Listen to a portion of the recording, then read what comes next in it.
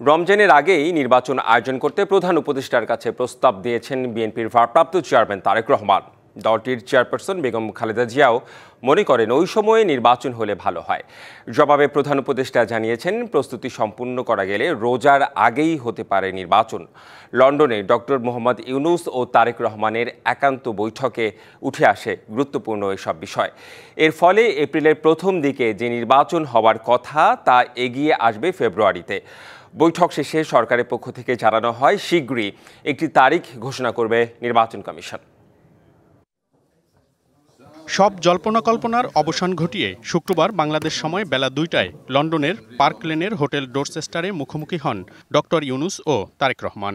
গণঅভ্যুত্থানে আওয়ামী লীগ সরকার পতনের পর এই প্রথম দেখা দুইজনের। কুশল বিনিময়ের পর শুরু হয় একান্ত বৈঠক।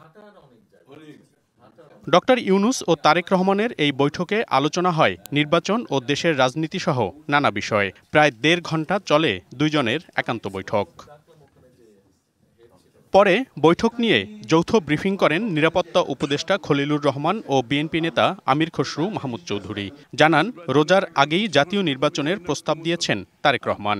একই মত বেগম খালেদা জিয়ারও। প্রস্তুতি সম্পন্ন হলে রোজার আগেই নির্বাচনের পক্ষে সায় রয়েছে প্রধান উপদেষ্টারও। বেগম খালেদা জিয়াও মনে করেন ওই সময় নির্বাচন অনুষ্ঠিত হলে ভালো হয়। প্রধান উপদেষ্টা বলেন যে তিনি আগামী বছর এপ্রিলের প্রথমার্ধের মধ্যে নির্বাচন অনুষ্ঠানের ঘোষণা দিয়েছেন। সকল প্রস্তুতি সম্পন্ন করা গেলে ২০২৬ সালের রমজান শুরু হওয়ার আগের সপ্তাহেও নির্বাচন আয়োজন করা যেতে পারে। সেক্ষেত্রে সেই সময়ের মধ্যে সংস্কার ও বিচার বিষয়ে পর্যাপ্ত অগ্রগতি অর্জন করা প্রয়োজন হবে। ঐক্যমতের পরিপ্রেক্ষিতে আমরা সংস্কার এবং জুলাই সনদ দুটাই করব। সকলের ঐক্যমতের পরিপ্রেক্ষিতে সেটা সিদ্ধান্ত নেওয়া হবে এবং এটা আমি নিশ্চিত এটা খুব কম সময়ের মধ্যে আমরা সেই সিদ্ধান্ত নিতে পারি। শিগগিরই নির্বাচন কমিশন জাতীয় সংসদ নির্বাচনের তারিখ ঘোষণা করবে বলে জানানো হয় সরকারের পক্ষ থেকে। আর বিএনপি জানায়, নির্বাচনের পরও চলবে সংস্কার।